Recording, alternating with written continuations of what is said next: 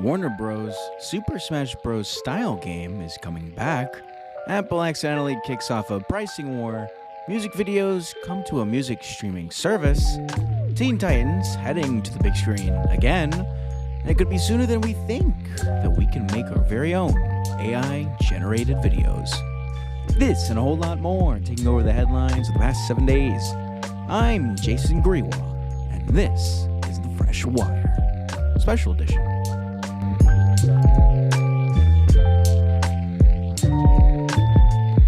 Hey everyone, hope you're all doing well. Welcome back to another episode of The Fresh Wire on a different day than normal. It is Sunday, March 17th, 2024 at 7:50 p.m. as I'm recording this. Hope you're all doing well. Hope you're having a good morning, afternoon, evening, day, or night, wherever you are, however you live.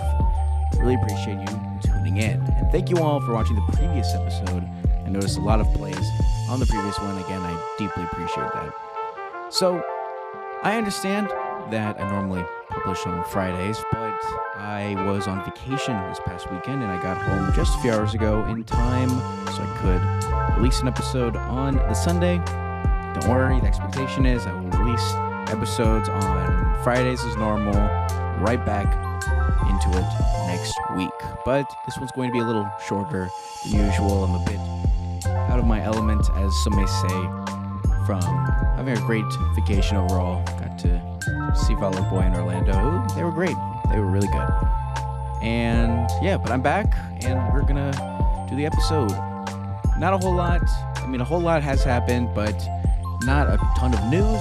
Just very detailed news. Now, at the end of my previous episode, or near the end, there was a big thing that came out involving Warner Bros. Discovery, even though they had a massively disappointing week that was just an onslaught of just anti-consumer stuff.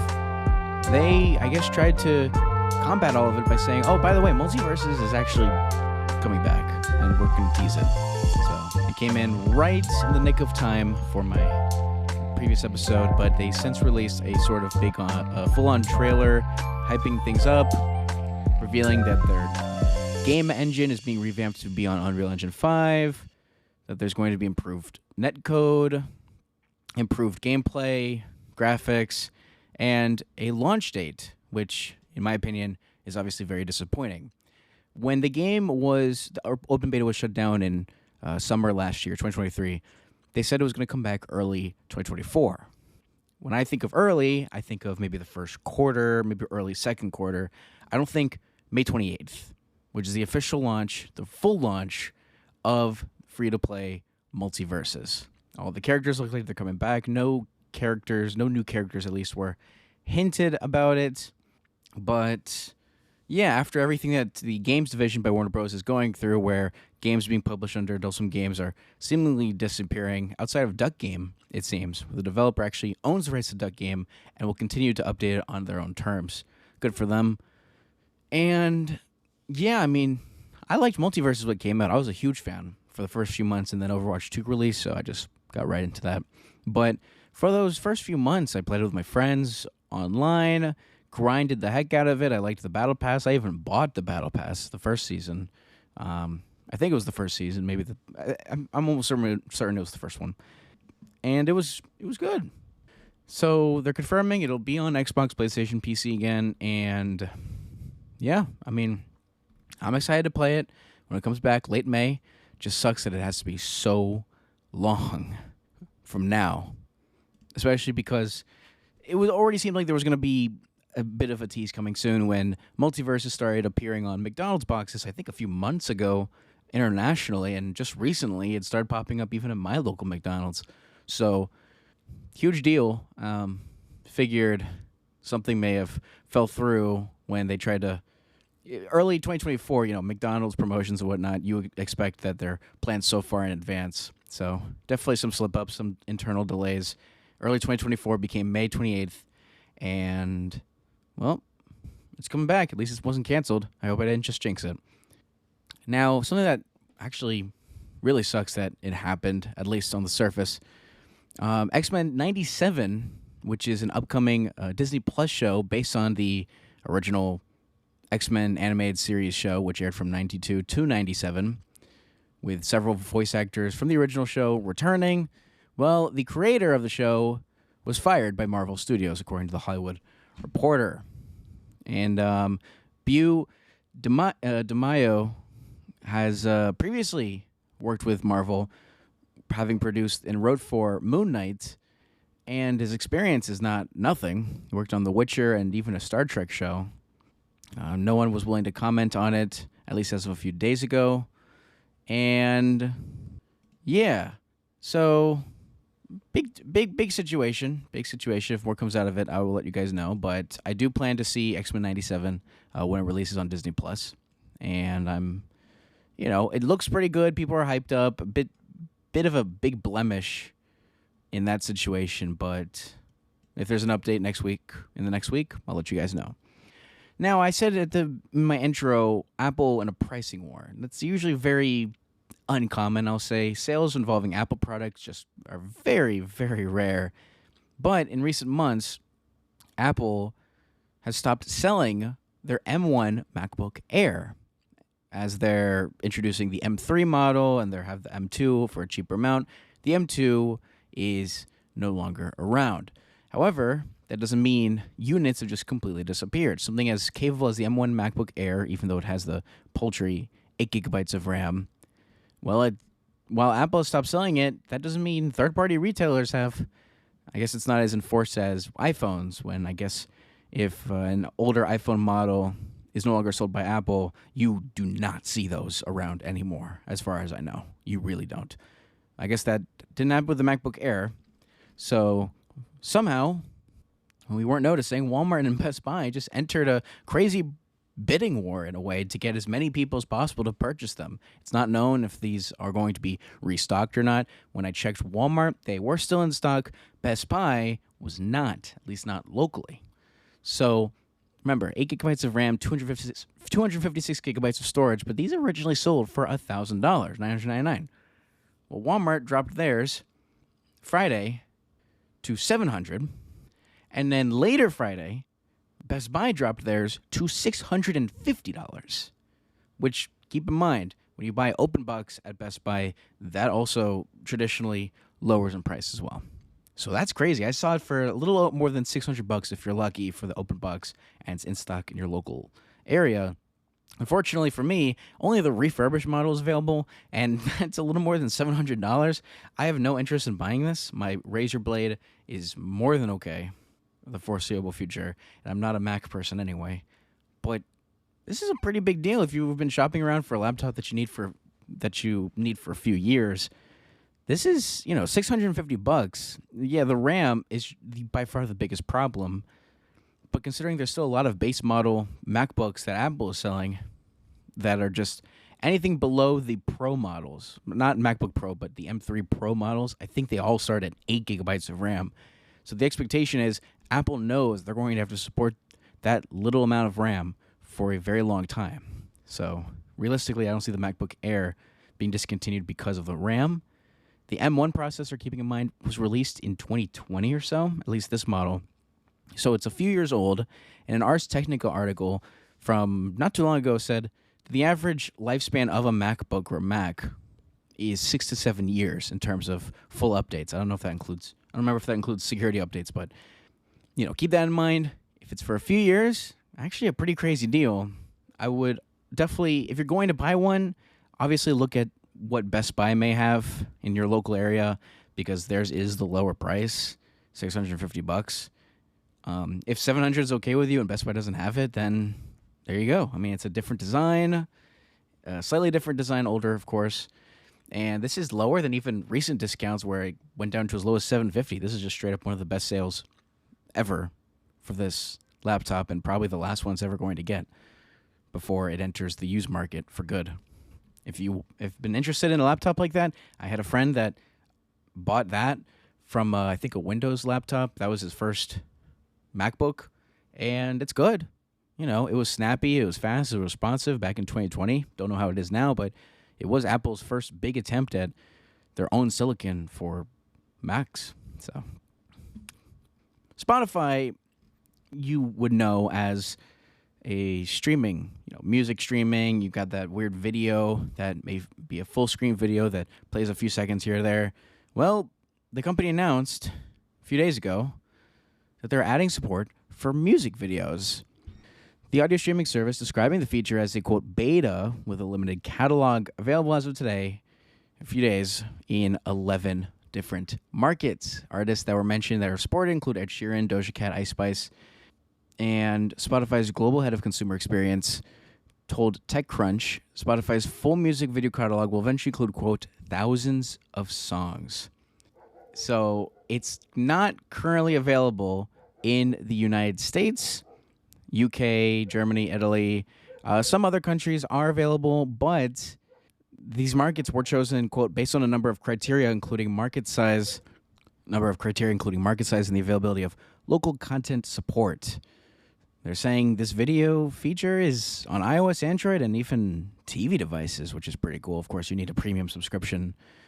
So this is, of course, another attempt by Spotify to get into any sort of market they possibly can with their service, except for some reason, hi-fi music. Please, Spotify, please. This is being played on Spotify. I don't care. Give us an option for higher quality music. It's like, what is it? Spotify's, I think, the only one now, the only major one that doesn't have even an option for it. You've got some, I think, like Tidal or Apple Music, I think, that include hi-fi music. But Spotify, the closest thing we've got seems to be that they're going to introduce Supremium tier or whatever for hi-fi music. Hopefully they think that through and eventually resolve it. It's been a few years. News writers are starting to cancel their service and publicly announce that, and I don't blame them because it's ridiculous. If you've been wanting high-quality music, Spotify has not been an option for that for several years. It's getting long in the tooth to the point where the tooth is starting to bite back. When it does eventually release in the U.S., I'll obviously try this out if the songs I listen to include these sort of music video options. It is interesting that it doesn't seem to be starting in the U.S. Only, UK is pretty big, along with, the countries that they mentioned, of course.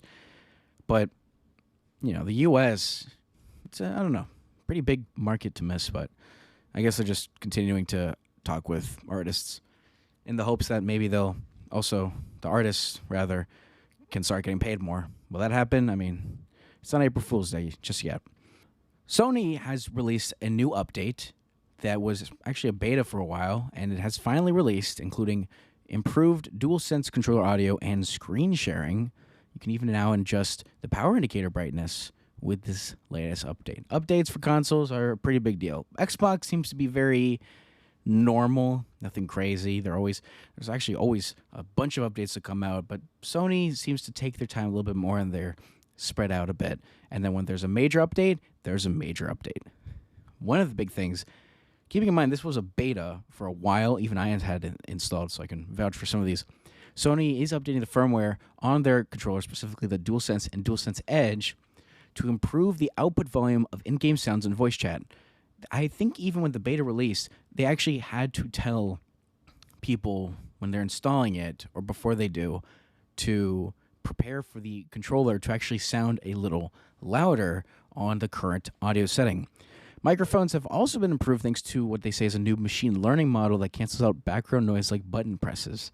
And I think that actually has been a problem, so I am glad that they did resolve that. I don't really use the microphone on the controller. I have a headset, but it's good for people that, to use the microphone on the controller is going to be a little bit better, which is just better for everyone. The screen share function is also getting pointers and emoji reactions, and there's even a picture that Sony provided that definitely looks like what it says. Friends will now be able to draw instructional lines on a shared screen, highlighting areas or objects, and emoji reactions if, maybe something huge happens right then and there. And, of course, I think the host can even disable pointers and emoji if they are too distracting. And, this is pretty cool, a PlayStation mobile app update coming later this month will allow iOS and Android users to use these new interactions as well. So you don't need a PlayStation 5 yourself. I'm assuming it's a PS5 that you need to do this emojis and reactions thing. So, yeah, pretty big update. I installed it, of course. You kind of have to for internet. And updates are always cool, especially when they're improve stuff. Not when they restrict stuff or shut things down, but, that doesn't always happen. Sucks when it does, but what can we do? Except hack them. One day, you'll be able to with the PS5. I'm hoping. At least to the degree that PS4 and earlier consoles you're able to. Anyway, a little on to entertainment. Teen Titans, a huge franchise that a lot of people grew up with, whether it was the comics, the Cartoon Network show, the newer, more kid-friendly Cartoon Network show, and the movie and whatnot. Well, now there's going to be a live-action movie exclusively reported by The Hollywood Reporter. And, yeah, by the James Gunn and Peter Safran-led DC Studios. Keeping in mind how old the Teen Titans were introduced, mid-1960s. The relaunch in 1980s brought things all together, and it's been a big deal ever since. I mean, the movie Teen Titans Go to the movies, was actually a pretty big success, and the show Teen Titans Go has apparently close to 400 episodes.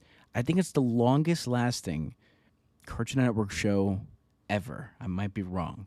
I think Ed and Eddie is about 10, 11 years. I'm nearly certain Teen Titans Go has. So, crazy stuff. I don't know. I mean, if it's live action, it's a live action movie, so it won't be like the animated show. So we'll just see. We'll just have to see. By the way, a big thing that came out actually earlier today is a little bit of a breaking news situation. A big issue has happened involving a recent update for Minecraft players that play through the Xbox app for PC. If you update and open anything, your worlds that you've been working on maybe for years may be lost. The update has now been blocked from Windows to prevent the possibility of further lost worlds. Microsoft's now recommending that you run what's called the Gaming Services Repair Tool for PC and the Xbox app on PC before installing any Minecraft update. The tool updates the gaming services to a newer version, which would avoid the update error, and it explains it in an interesting way. I'll explain it right here so you don't have to look into it. This is a pretty big problem. You have to launch the Xbox app on PC. Then you click on your profile picture. You click on Support. Then you click on Gaming Services Repair Tool. And then you click on Start Troubleshooting. There's a support article that's out there. And it seems to be that for players that are not on Minecraft version 1.20.70 or 1.20.71, some online services may be unavailable. That's always tradition. That if you're not on the latest version, tough luck. But now it's funny. If you're always trying to get up to date, which is something I think I recommended a few weeks ago, to always make sure everything's up to date. Well, this is a huge problem. And this definitely happens every now and then. It's obviously really annoying. But hopefully Microsoft resolves it as soon as possible. This is a very recent issue. It seems like it was last updated earlier today and has not been removed from their game release known issues for March 2024 on Microsoft's official answers or Xbox forum. So hopefully it's resolved as soon as possible. We got a lot of Minecraft players out there. You don't want to let them down. A bit of a political segment, you could say, but it's some good news and some controversial news. The FCC, the Federal Communications Commission, has put forward a pretty big decree that 25 megabits per second download and 3 megabits per second upload are no longer considered, quote, broadband speed. FCC Commissioner Jessica Rosenworcel said 9 years ago that the new threshold should be 100 megabits per second, and it is finally happening. Earlier this week, FCC changed its definition of broadband to that new level of 100 megabits per second, and with the upload speeds of 20 megabits per second. Now, that is a big jump. That is a big jump. 3 megabits per second should never be something you're hoping to aim for. It's just objectively very low. So, not sure how much of this is going to impact many people in the future, but now for, I guess, internet service providers and with their marketing, I guess they can no longer say, as far as I know, that 25 is broadband internet, because, you know, once you hit broadband, internet speed should be realistically fine enough. But now it's 100, which in my opinion, about time. I have gigabit internet, both download and upload, and it is absolutely amazing.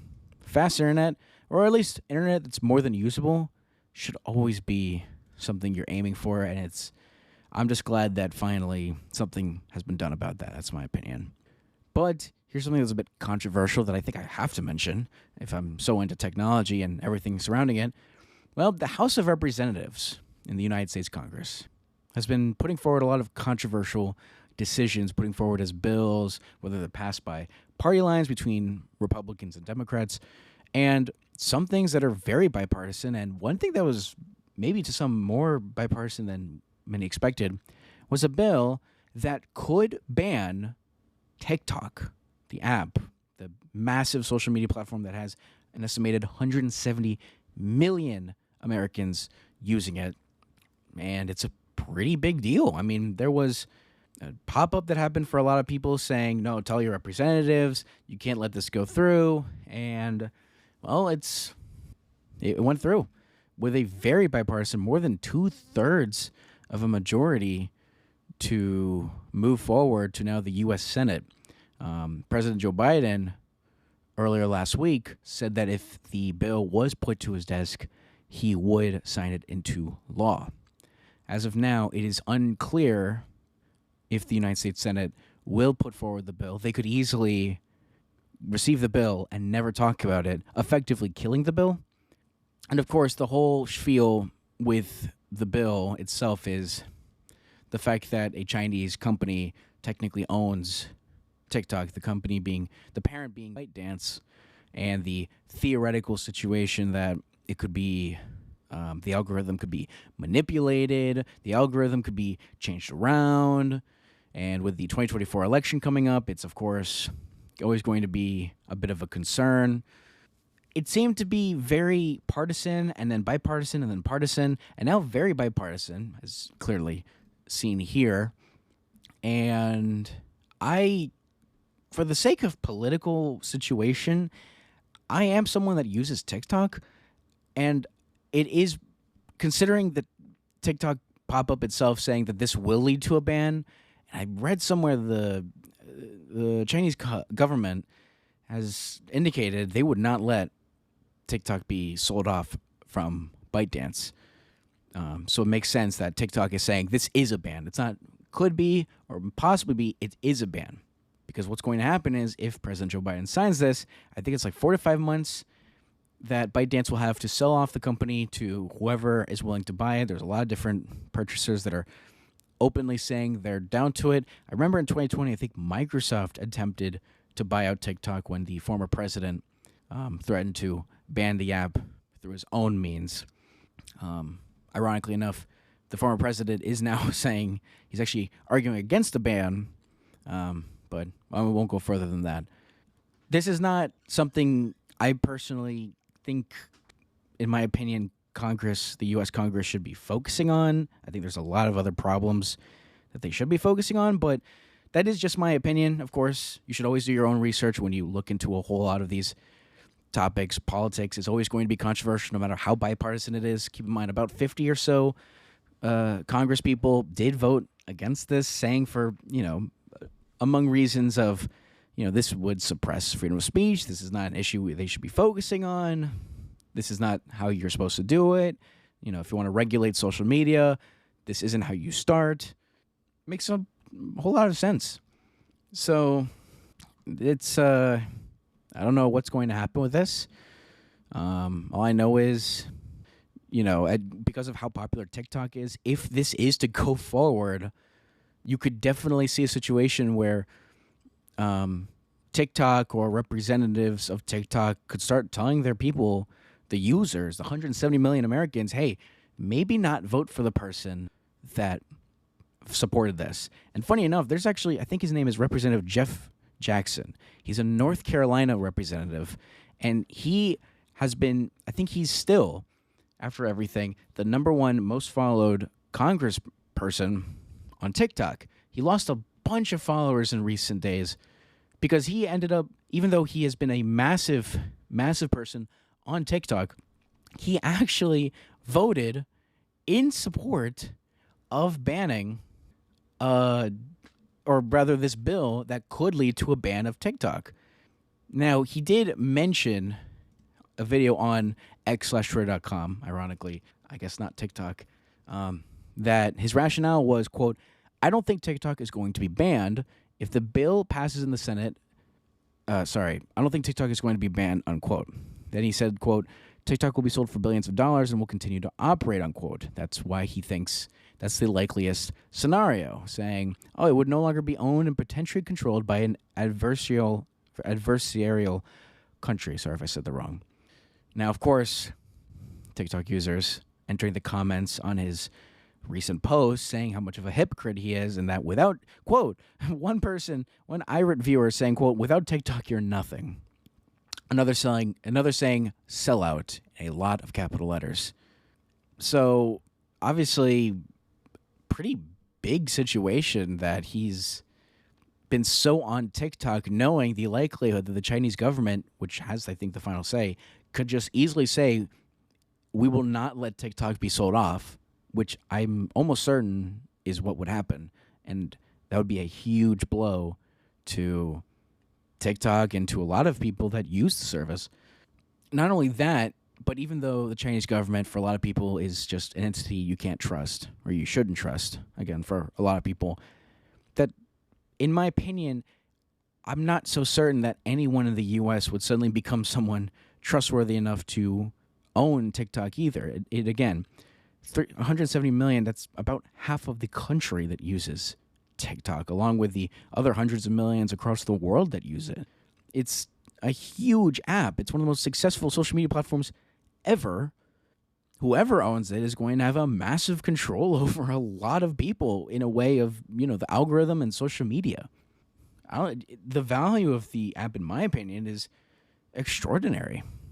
It was pretty impressive that Microsoft opened up to wanting to be able to buy the app from the Chinese parent ByteDance. So now it's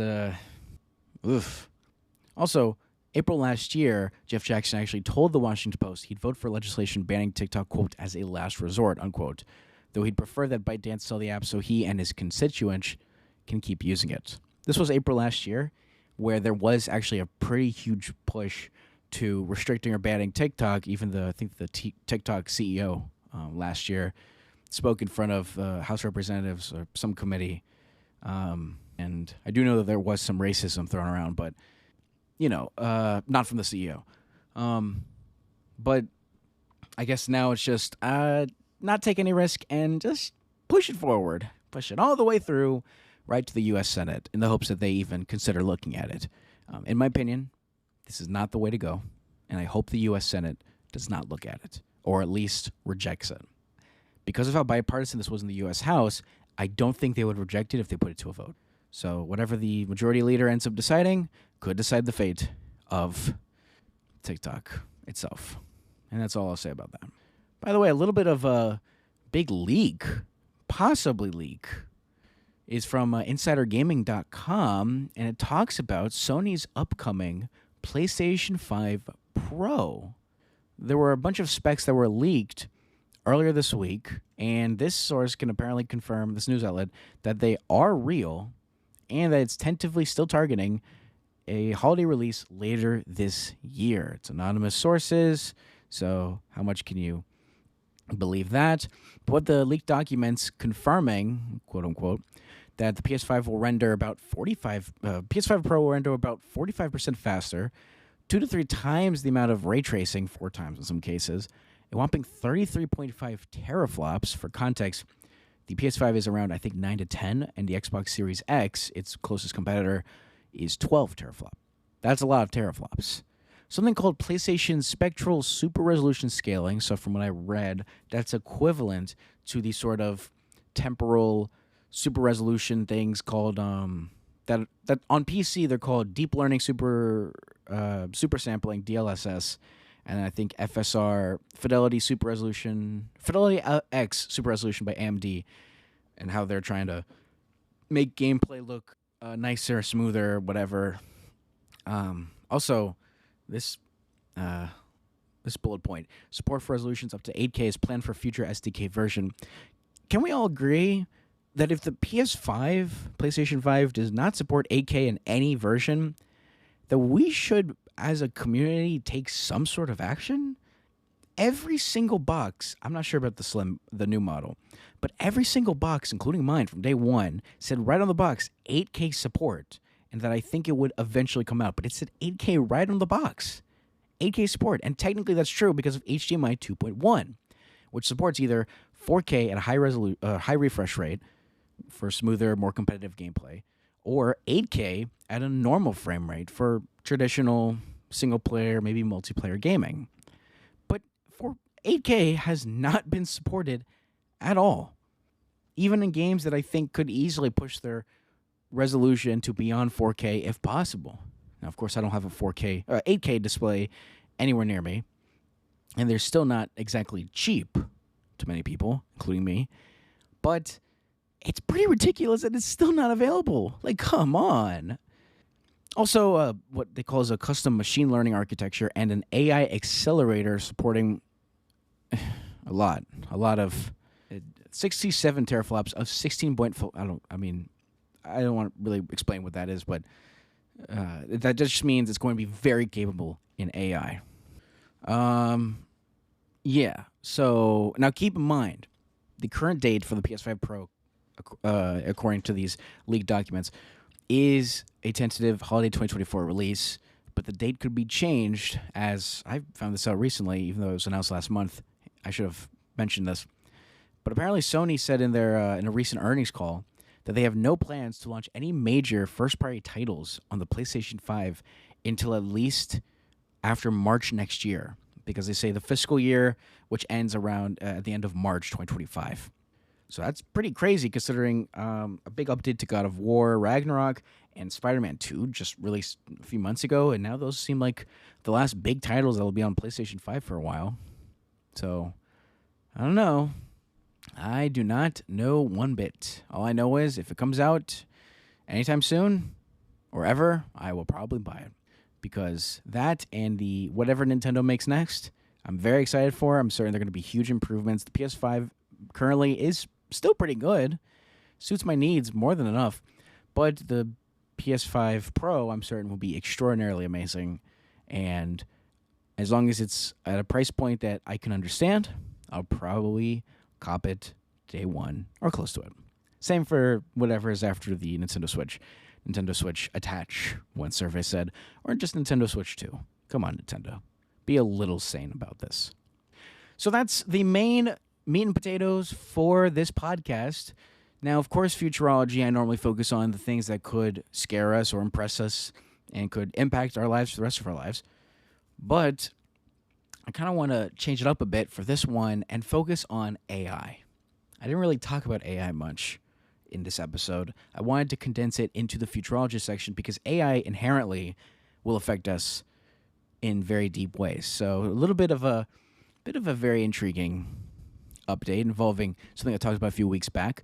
OpenAI's Sora text-to-video generator will apparently be publicly available later this year. The OpenAI CTO telling the Wall Street Journal Sora will eventually incorporate sound as well. So the expectation was something as extraordinary as Sora, which allows you to put in a text prompt as creative as you want, as long as it's appropriate to OpenAI standards. And then it turns into a video. I think as of now, it's some low frame rate, or at least not terrible frame rate, but like around 20 to 30 frames per second video, completely AI generated with no noise sound. And they're saying this, the chief technology officer says it'll be available, quote, this year, and that it, quote, could be a few months. In my opinion, I'm just going to say it here, it has to be heavily, and I mean heavily restricted before the 2024 U.S. election. Just putting that out there. As of now, back in February at least, the company made the tool available for visual artists, designers, and filmmakers to start.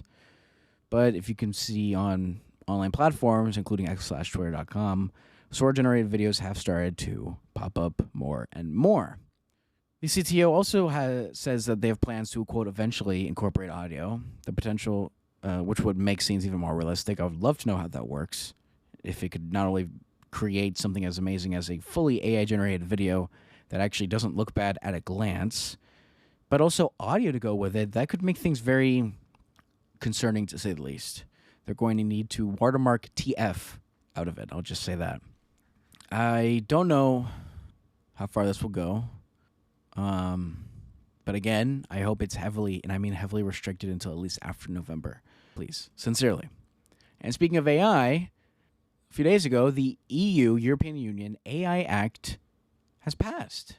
European Union lawmakers officially approved the bloc's landmark AI regulation, prohibiting and allowing the EU to prohibit certain uses of the technology and demand transparency from providers. It was voted by a majority of European Parliament members and will now work towards its enforcement and implementation.